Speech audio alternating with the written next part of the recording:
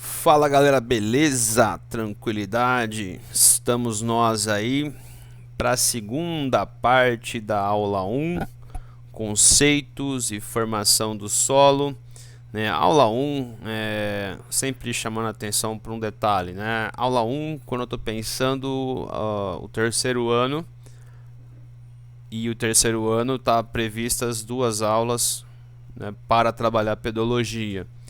Então eu preferi desdobrar, né, essas aulas em duas partes para que não fique uma coisa muito pesada, né, muito maçante. Então talvez o primeiro ano tenha uma divisão, né, a partir desses temas que nós estamos vendo. Então a parte 2 vira aula 2, ok? Tranquilo? Vamos lá então. Continuando o nosso assunto relacionado à pedologia, que é a ciência que estuda os solos. Então, os solos eles são constituídos essencialmente por quatro elementos, principalmente, né, matéria mineral, ou seja, fragmentos de rochas, matéria orgânica, água e ar, certo?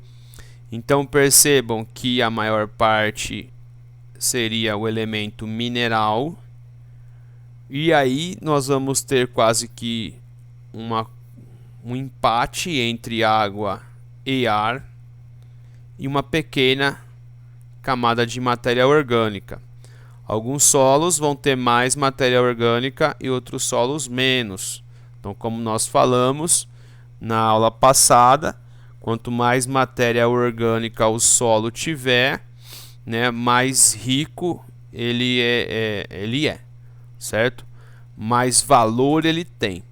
Então, acho que no caso dos 4% seria um padrão, certo?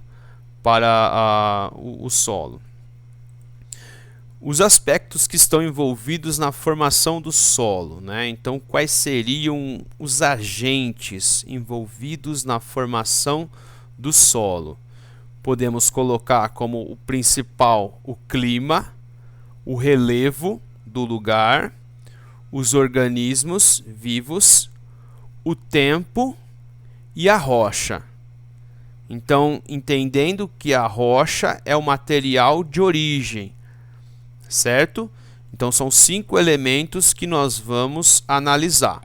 O primeiro, né, que é o clima, é o principal fator de formação, como nós já anunciamos na aula passada, né?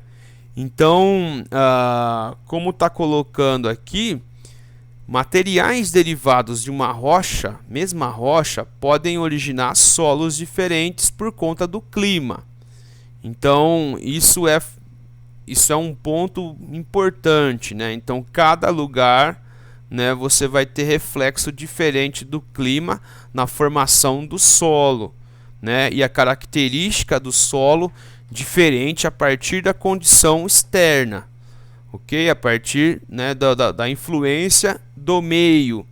E, obviamente, que, né, a partir dos elementos do clima, você vai ter uma velocidade maior ou menor na formação do solo, certo?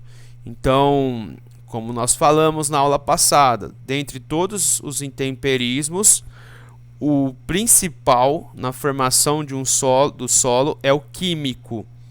Então, a água. Então, quando nós pensamos em áreas que não estão inundadas, né, as áreas que vão ter aí um equilíbrio de chuvas vão oferecer para a gente, né, solos mais bem estabelecidos. E aí é importante a gente falar a respeito do equilíbrio, né, porque a pessoa pode pensar a seguinte coisa: quer dizer, então se disse que a água, que a chuva é um importante agente da formação do solo, logo eu imagino que então os solos da Amazônia são sensacionais. Não são. E por que não são, gente? É necessário o equilíbrio. Quando você vai ter solos inundados, né, áreas inundadas, o solo não se desenvolve. Nós vamos ter um solo hidromórfico, um solo cheio de água. Então o solo não vai se desenvolver. Vamos retomar um ponto importante da aula passada. Um solo bem desenvolvido é aquele que manifesta diferentes horizontes ou camadas. Tá ok? Então, né, é necessário que exista esse equilíbrio ecológico, né, para que o solo, né, se estabeleça ou evolua, etc. e tal. Ok? Então, os elementos mais atuantes na formação do solo, pensando a questão climática, é a temperatura e a umidade. O segundo ponto, os organismos, né? Os micro-organismos, eles vão decompor matéria orgânica e vão ajudar na formação do humus. O humus é o que a gente chama aí, né, de esterco, né? O esterco representa uma espécie de humus, né, que vai enriquecer o solo, né? Ele vai facilitar, né? Então esses micro-organismos, eles reciclam o solo.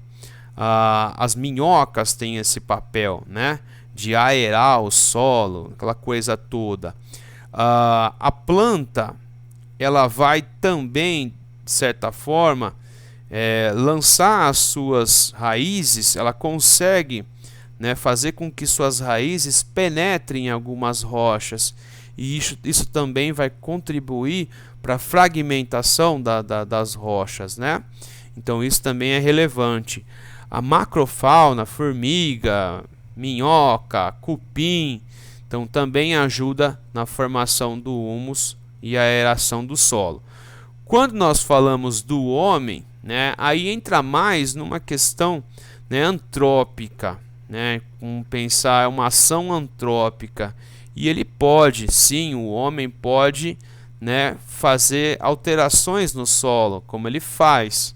Quando a gente pensa na correção do solo, do centro-oeste, que o solo não é muito rico, ele é muito ácido, então é necessário corrigi-lo, aquela coisa toda. Então o homem entra aí com a intervenção. Tá? Eis uma imagem mostrando esses organismos, né?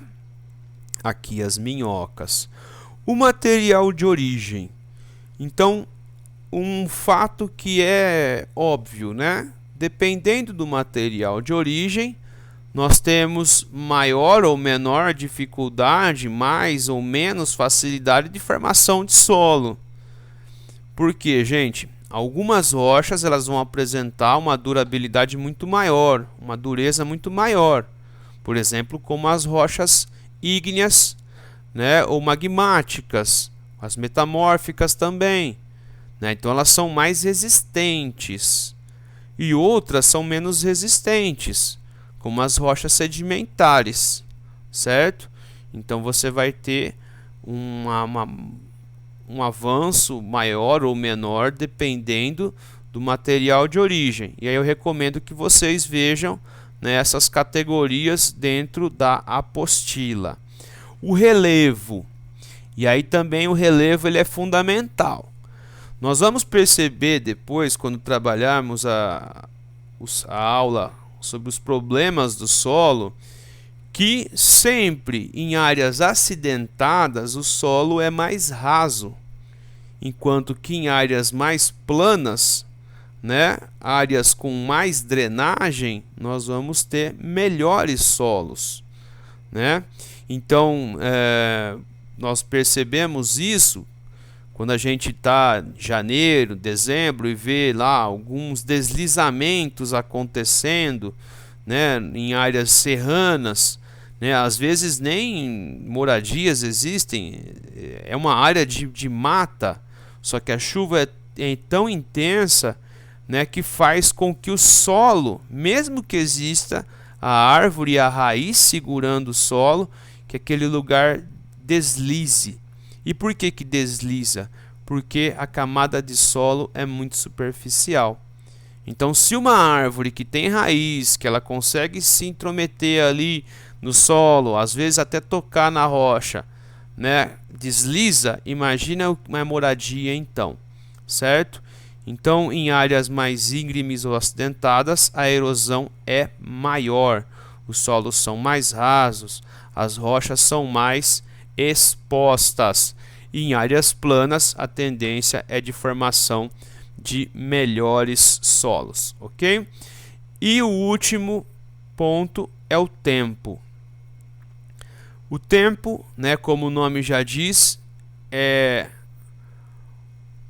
o quanto leva a rocha, né, a partir do contato com as condições climáticas, né, com as condições do meio, para se intemperizar, né, e aí a atuação dos outros agentes ativos ou passivos, né, e aí o tempo na formação contribuindo na formação do solo. Então, quando, né, há a formação do solo, nós dizemos o quê? Que, né, esse lugar ele alcançou um equilíbrio com o seu meio, né? Então, o solo amadurecido, né? Então, a cada estado de equilíbrio alcançado, temos uma nova maturidade. Então, como o nome já diz, é o tempo, é o quanto que se leva, né, para se formar um solo. E aí, obviamente, muito tempo. Ok? Para acabar a nossa aula, veremos aqui a classificação e os tipos de solo. E depois, né, na outra aula, nós vamos falar sobre os problemas do solo. Então, categorias de solo. Solos zonais são solos bem formados e geralmente apresentam os horizontes, né, bem definidos ou bem caracterizados. Né? Nessa categoria, como já falamos várias vezes, o principal elemento da formação do solo é o clima. Então, exemplos: lato solo vermelho, né, o roxo, o Podzol, Brunizen, acho que o Chernozion também, que é o solo negro da Ucrânia e da Rússia, também estão nessa categoria.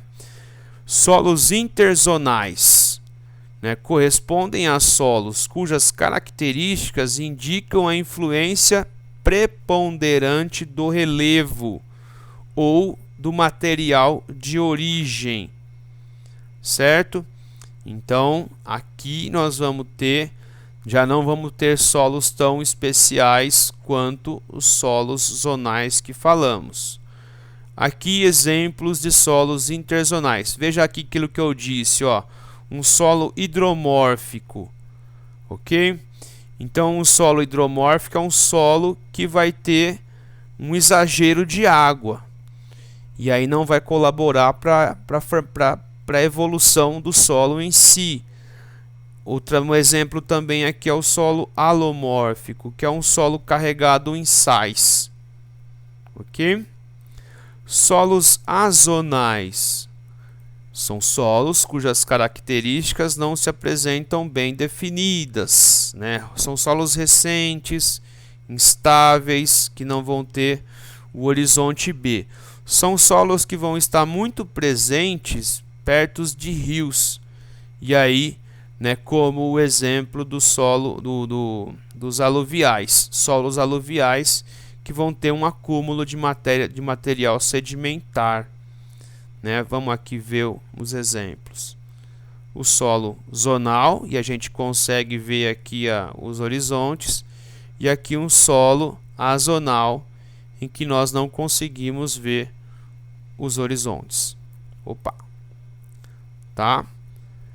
Quanto à origem do solo, então os solos podem ser eluviais, quando formados pela alteração da rocha matriz, né? E aí o exemplo maior é a terra roxa, né? Então a terra roxa, a terra vermelha, né? Quando nós falamos aqui da nossa região, que tem alguns lugares que tem a terra roxa, né? Essa terra ela foi produzida a partir do intemperismo do basalto superficial, e aí a partir desse intemperismo formou o solo vermelho, né, chamado de terra roxa popularmente aí. Então é um solo eluvial. Aluvial seria então aquele solo formado a partir da ação de agentes naturais, como rios, ventos, geleiras. Então, quando nós falamos de mineração no século XVIII no Brasil, né, essa mineração era feita em terrenos aluviais, em terrenos que rios formavam. Então vocês tinham pequenos fragmentos de ouro presentes dentro ali da areia dos rios. E, né, os solos orgânicos, que têm origem basicamente a partir da decomposição de matéria viva. Então são ótimos solos, né, para a produção agrícola, assim como também a terra roxa é um ótimo solo. Ok, galera? Então é isso, né? Os solos mais ricos do mundo: Chernozion da Ucrânia, né, as pradarias do Canadá e dos Estados Unidos, o Massapê do Nordeste brasileiro e a terra roxa aqui do nosso Sudeste e Sul. Paramos por aqui, né? Essa seria a segunda parte da aula sobre conceitos e formação de solo. Fica faltando apenas uma aula para falar dos principais problemas do solo. Valeu, abraço a vocês, até mais.